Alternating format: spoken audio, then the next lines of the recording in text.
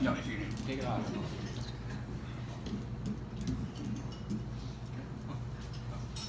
So one of the high points of this night is presenting the crown for the most accomplished golfer of the year in the Dewsweeper group.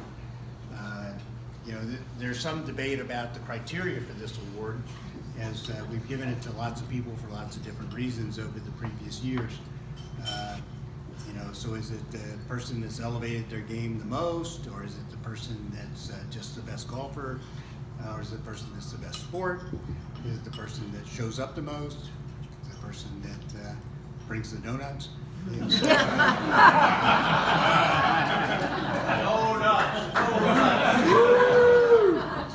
So this year, we had lots of worthy candidates. As Pat mentioned, we had several flight winners in the club championship. We had several flight runner-ups. We had people that were new to the group that played very well. But I think one guy kind of stood out. I think elevated his game this year more than the rest of us.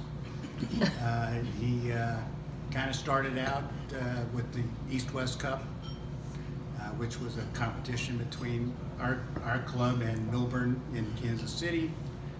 We cleaned their clocks, and this person sort of was heading up that effort. Also won his flight in the club championship. Was the individual stroke play champion. As Pat said, did very well in the 3-club 2-man, ostensibly because of having the partner from the tour. At any rate, I would like to pass on the crown this year to a very deserving person, Bill Lang.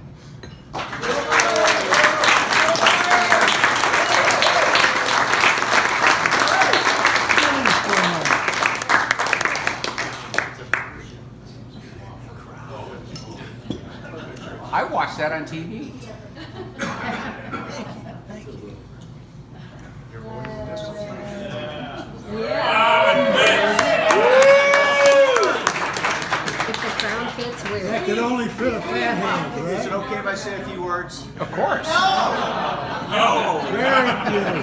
Y'all can go to the restroom if you don't want to hear them. They're not like your emails, are they?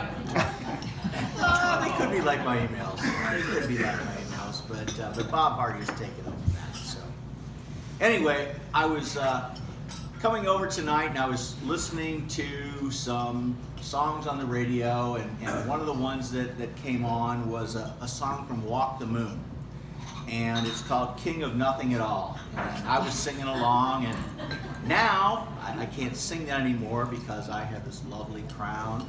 Now, y'all know that song is not on Eddie's playlist because nothing that is younger than 7 years old that passes the statute of limitations is on Eddie's playlist. Now, I'm not saying that everything on Eddie's playlist is old, but about 60% of the songs were first performed before there was a copyright on music in the United States. But I don't really want to spend a lot of time talking about Ed. Good.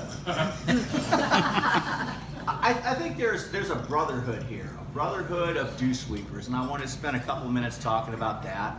We've got traditional brothers like the Dixon brothers, and it's so good to see Bob here tonight. Wish Mark was here as well. It's great that you're here tonight, and we hope to see you more as we go on. We also have the Mercedes twins, and again, going back to a musical reference, that's Steve LaFara and Blake Christus. They are the Mercedes twins. Well, you'll get your turn, Dan. Just wait. You'll get a mention soon, Dan. It's not white. It's not white. It's not a white Mercedes. That's right. Get it painted white, you can join in. Yeah. Now, the Mercedes twins have a little bit also a musical connection. I think back to some songs that are probably on Eddie's playlist there was a guy named Dan Fogelberg who sang some songs a long time ago, and the album was called Twin Sons of Different Mothers. And so I think that's where our twins guys come from. And then you've got the Evans brothers. The Evans brothers are Jerry and Fags and Nos, and they do such a fabulous job of getting these young men and women to caddy for us and to really learn about work ethic and learn about interacting with adults, and they do just a fabulous job. They made one small mistake this year. We came out for opening day and they all had their green vests on, and there was a button that all of them had, and it said fired, #NotMeToo. I'm not going to talk about who fired the caddy because that's inappropriate, but anyway, that's what happened a long time ago. And Look at last year's YouTube videos. Yeah. I didn't bring the words for that one. There I was think I may also another brotherhood that's probably the largest brotherhood in this group, and that is the Brotherhood of the Double Pop. And for those of you who are not aware, the double pop are those people who have handicaps of 18 or greater, and they get more than one shot on multiple holes, and they are responsible for stealing skins constantly. And so we lose money constantly to these guys, and I don't want to recognize any of there's you know who you are, but Should we all stand up? At least one person who is no longer a member of the Brotherhood of the Double Pop, and that is Dr. Sohn, Dr. Skin, who has evolved his game and no longer gets 2 pops on a number of holes. But he still gets all the skins. He still gets a lot of skins. So the double pop has nothing to do with it. That's not true either, Bob. and you'll get your turn later. So anyway, one of the things that has fascinated me for a long time, I worked in retail for a long time, and I used to work at the famous bar store downtown, and they had these revolving doors, and the doors would revolve and they'd spin around, and as a little kid, I'd go in there and I would be round and round and round until my parents finally yelled at me to come out of the revolving door.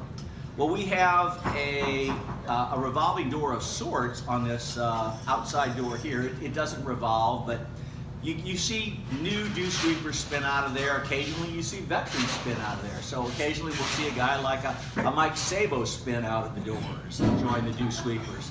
Larry West spins out on occasion. Another one that has spun out less over this last year, but is still certainly a member, is Pat O'Brien's golf wife, Tom Cox. Now you may be familiar with the term work wife, where a couple gets a bond at work and they share things and they get very close and sometimes inappropriately close. The golf wife is not like that. The golf wife shares more characteristics of a traditional married couple. So there are things like endless bickering. There is a lot of passive-aggressive behavior, and certainly a lot of unwanted coaching. Unwanted coaching is tops on the list. So those two are actually going to have a celebration later on of their years together by taking separate vacations. Now, really, what keeps this group together? Is it the golf? No. Is it the friendships? No. Is it the gambling? Absolutely, it's the gambling. That is what holds this group together. That's really why Ward Shaw was so engaged with us. He became incorporated into the group immediately, and he began to take things that he learned in the Dewsweepers to his casino. So, for example, he's the only casino in town with holiday triples blackjack. He also has full handicap craps, which is for people with handicaps, that's a good thing, full handicap craps. And then there's his other popular game, which is called Greenie's Roulette. So Ward's not here tonight. I wish he could be. The last thing I want to talk about was I do think this group has some possibilities for a reality show. And the reality show that I envision has Dr. Phil as the main star and spending an episode with a Dewsweeper. And so the pilot episode could be Dr. Phil with Mike Boyle. Now, Mike has got a knee replacement, but imagine Dr. Phil trying to come to some rational reason of why a grown man uses his bare teeth to gnaw off his putter grip. And we all know it's so that he can get a gimme because it's in the leather, and Mike has done that for years. You got a new grip.